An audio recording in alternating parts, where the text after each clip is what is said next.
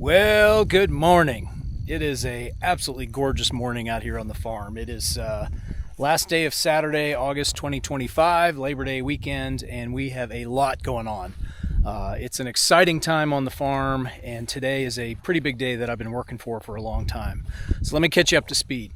For those of you who don't know, we have a 20-acre farm in Preston County, West Virginia. We enrolled in a USDA conservation plan about a year and a half ago, I guess. And part of that is that we're going to plant at least 1 acre of wildflowers. Part of what we're trying to do is turn this into a beneficial piece of property for the area. Having birds and butterflies and all those kinds of things out here helps the farmers around us. So by planting wildflower seeds, we can beautify the property, but also kind of help the the ecological balance of things around here. As you can see already, the goldenrod are coming out. I forget what the purple ones are called, but a lot of purple, a lot of yellow out there. So there are two major projects tied into this conservation package that we've got. The first is planting 1 acre of wildflowers, which is what we're going to do today. We're literally going to put the seed in the ground today. I've been working towards this for many, many months at this point. The second project will happen over the next 2 years, 2026 and 2027, where we will be planting fruit trees, nut trees, shrubs, things like that. So leading up to today, I have 2 half-acre plots. One is up along the road and one is just off the side of the house. I have tilled them several times, as you've seen in this summer's videos, trying to kill the grass, the weeds, the autumn olives. Basically, we want a blank slate. So when I put down the wildflower seeds, they don't have to compete with the other grasses and things that are, trying to grow as well. So today I will till this morning both of those half-acre plots one more time just to get that soil as loose and broken up as I can. Kill off, there is a little bit of grass coming up, but kill off hopefully the remaining grasses. And then we're putting seed in the ground. The formulas behind the seed have been exceedingly complicated in terms of the blend of seed, how many different varieties we needed in there and what percentage needed to be grasses. And it was really kind of an interesting process.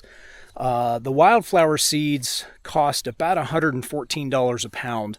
And I have 6 pounds that I'm working with here. So, we're talking $700-800 in seed. Plus we have to plant a cover crop with them and then also include some inert material, which in this case will be cat litter. So we'll go through all the calculations that are involved as I mix that recipe up. But this morning, the first thing we're going to do is wait a little bit longer till about 9 o'clock, and we're going to break out the John Deere, and we're going to till both these pieces of acreage here. I think it'll probably take 2.5 to 3 hours. I think it took me about an hour and a half on each piece. So it's going to be lunchtime before I get that finished up. And then the plan is we're going to mix up our seed. We're going to bust out the broadcast spreader. We're going to put some seed down in the ground, and then I'll take you along for that process. So.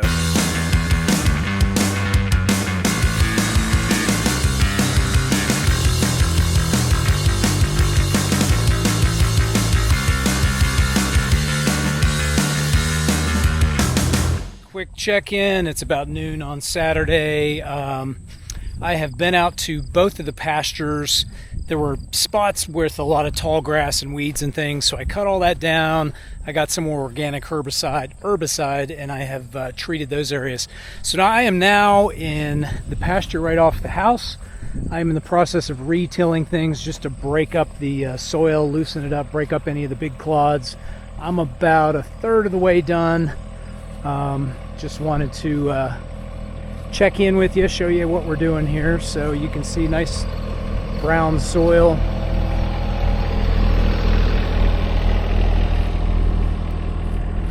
So I've got about 1/3 of it re-tilled. In the other field, I was able to go up and down and left and right because of the slope of this one. Just for tractor safety, I'm only going to be going up and down. So I'm going to finish this up, and then we're going to start mixing up some seed.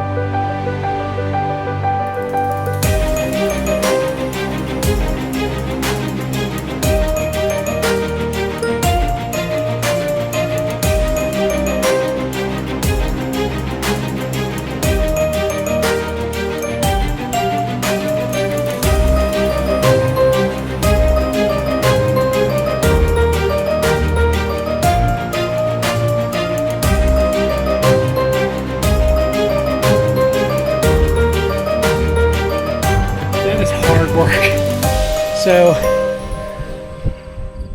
path, path, path, path. I have a feeling I'm going to run out of seed, which is okay. I've got more wildflower seed, got more oats, I've got more cat litter, so I can mix up another batch. This ground is a lot, not smoother, but less chunky. And I think the spreader is catching, the wheels are catching better than they were in the other field. So it's throwing more seed. So I'm going to turn it down just a little bit, not too much, because I'd rather mix up more than not have enough. So I'm going to keep going here. I'm going to try to save some battery and some time on the SD card so I can show you the results here. Back in a bit. Okay, up in the top field, just finished seeding. Hopefully everything went right. And now I'm going to run what's called a drag harrow across this entire field, which will flatten things out, but it should put a covering of dirt over the seeds. So I'm going to give it one run down here just to see what happens there. But I would say that the seeds are covered. I see occasional seeds. There's one. There's one. But for the most part, I think everything got covered up. It didn't quite flatten it out the way I was hoping. But again, if I put I have some smaller bricks on the front of that. We'll see what that does. So I'm going to go take care of that, and we'll see what happens next.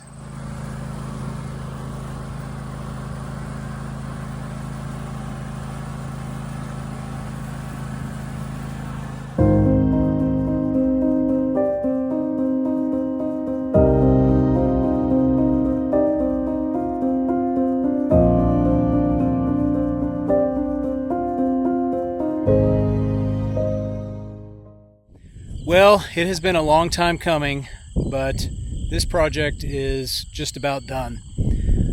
Both fields have been seeded. Both fields have had a drag harrow run over them to put dirt over the seeds, and it is out of my hands now. It is up to whatever happens here in terms of things growing. What should happen is in the next week or two, I believe, we should see some winter oats starting to pop up. They may grow 1.5 feet, 2 foot tall, and then we'll get a frost up here. They'll die, they'll fall over, and what that does is protect the field from erosion, and then also feed some nutrients into the soil. Then next spring, the flowers will start coming up. Unfortunately, for a whole year, I have to mow them and keep them at about 6 inches. That helps the root development, but we won't get to see flowers next year. Then in 2027, this field will be full of flowers. It's going to be beautiful from the roadway. As you come down Brandonville Pike, and the scene just opens up here to this incredible view, you'll now have flowers in the foreground. So that's been about it. This has been a long time coming. This has been a project I've been working on for a long time in terms of just figuring out how I was going to accomplish certain things, getting the seed recipe put together. It's quite a learning process. This will not be the only area we do wildflower seeds. We will do this again next year. We'll find some other areas on the property.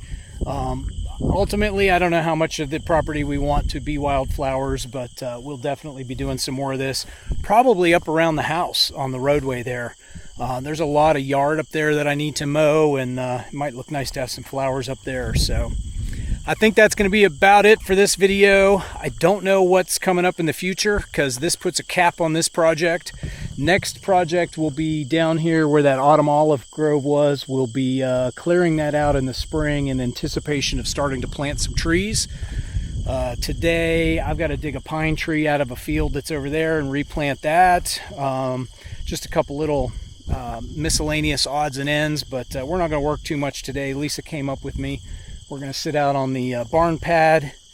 We need a name for that, but we're going to sit out there and just kind of enjoy the day. So I hope you had a great holiday. Thank you so much for watching this video, and we'll keep you apprised of all the latest at the Old McDonald Farm.